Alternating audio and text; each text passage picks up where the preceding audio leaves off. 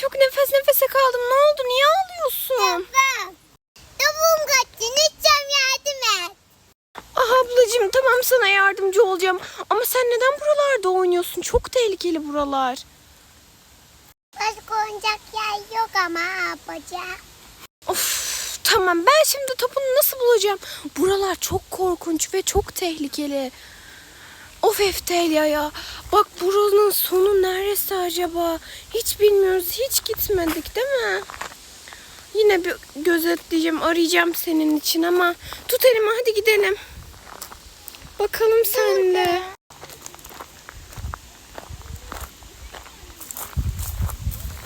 Abi bu yerde bize ete araba çekiyor. Buralarda bir yerde olması gerek mi? Buralar çok karışık. Nasıl bulacağız Eftelya?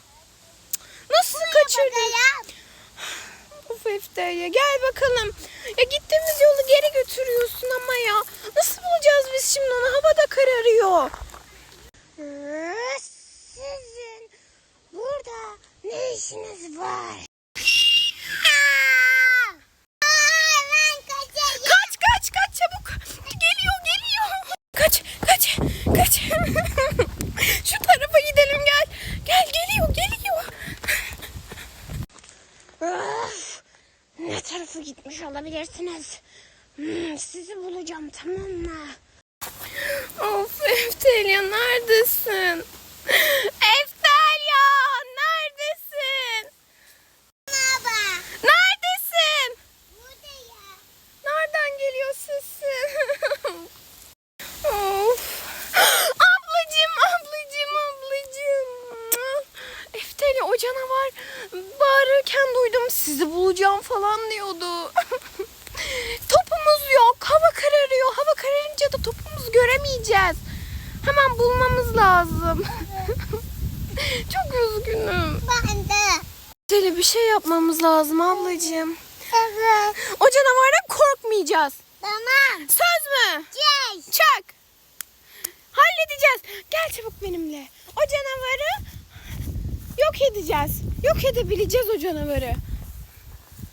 Gel. Gel çabuk.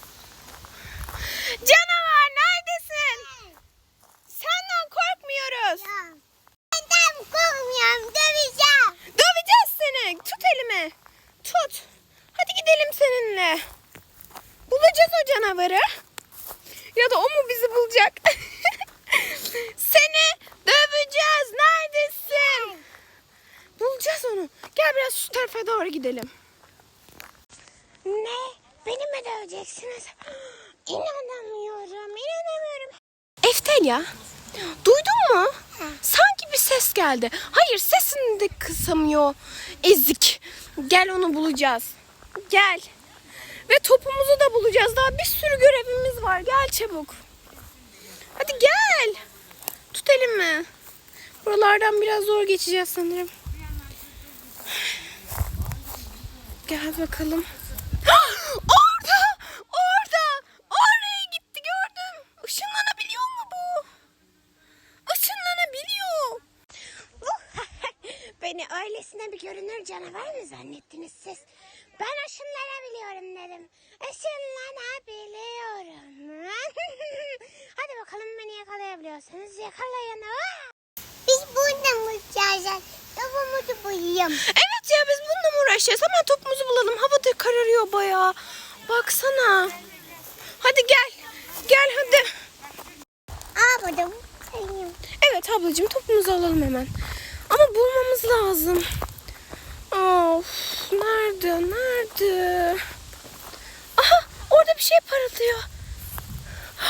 İşte orada, gördüm. Buradan hemen çıkmamız lazım. Aldım hemen. Ay Eftelya, ben buradan nasıl ineceğim? Al topunu. Ayağım çok acıdı. Hadi yemek yiyelim, ben çok acıktım. Topumuza kavuştuk ama benim elim çok